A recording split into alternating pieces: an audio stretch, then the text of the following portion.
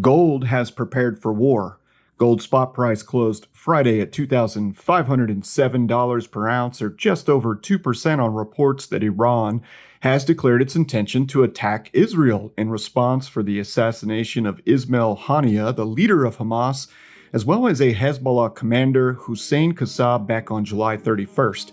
In today's video, we'll discuss the price of gold and the circumstances that I see that has gold prepared for war, coming right up.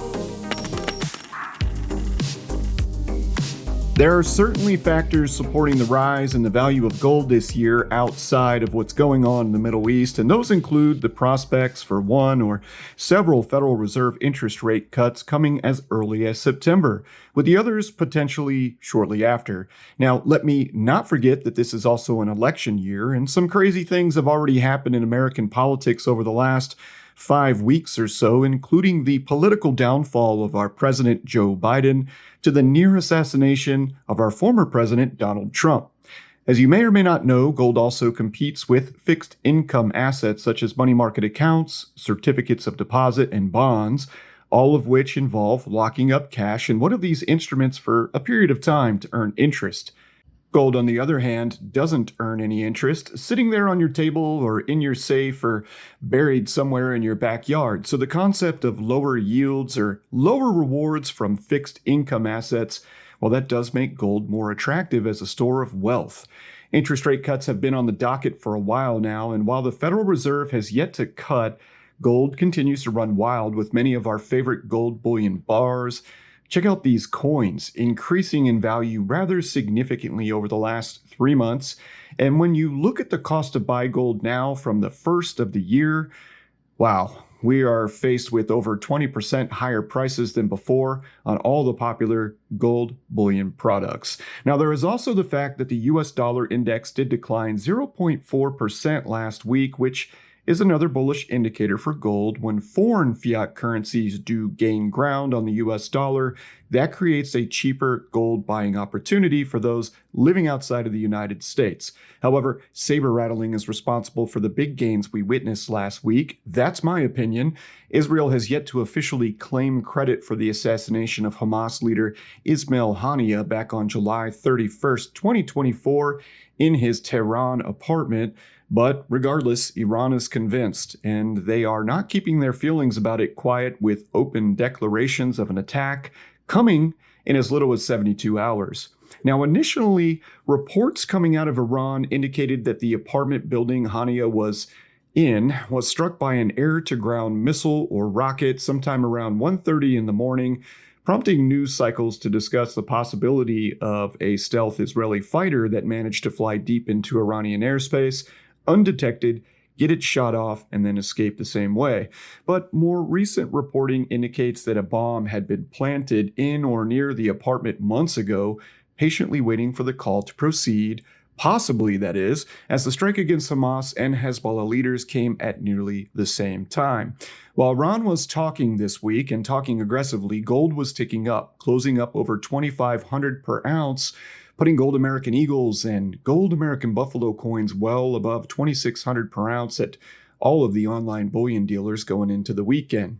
Now, our other metal, silver, has struggled to keep up with gold, and we're seeing the silver ratio now, that is the gold to silver ratio, closing Friday right around 87-1. Now, to put that into perspective, back in early June, so not long ago, the gold to silver ratio was 73-1. That may have been the best chance this year to swap silver for gold, but perhaps silver can break free from its chains.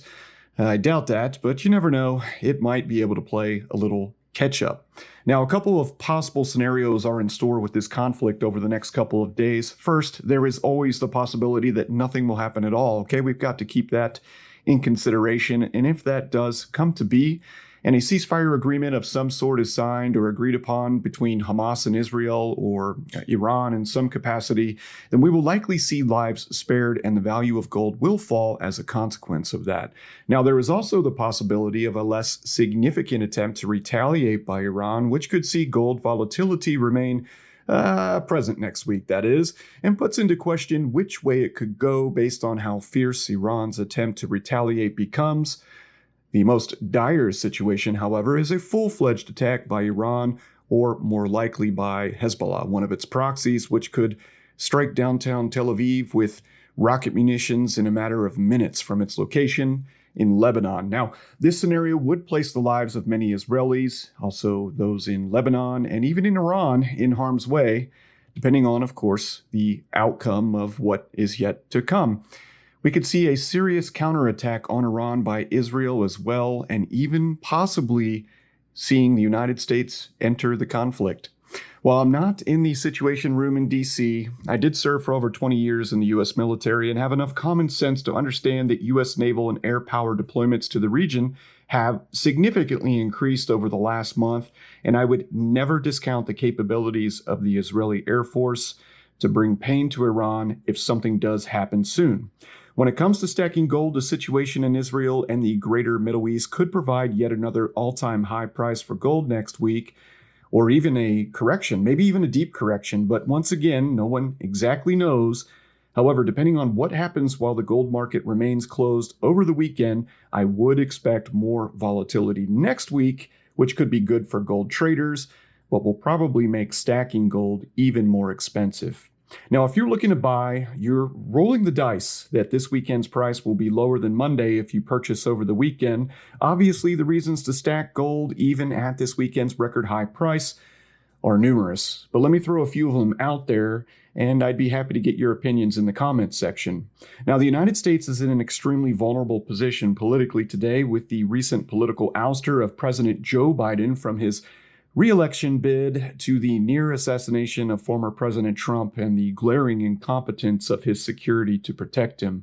If an adversary were looking to catch the United States at a bad time, whether it be Russia, China, or even Iran, about 80 days from an election with a lame duck, cognitively declined U.S. president in office, well, it sounds like it could be a good time.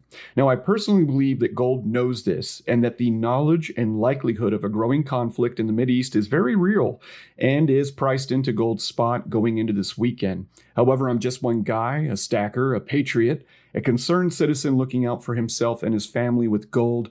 But I'd love to hear your thoughts in the comment section on the price of gold today and what you think may happen next week, as well as what other influences could be driving the precious metal gold up to new all-time highs next week. Once again, thank you for watching Florida Stacker on YouTube. As always, stay safe, keep stacking, be blessed, my friends, and I'll see you soon. Thank you for watching our video. I hope you subscribe to our YouTube channel.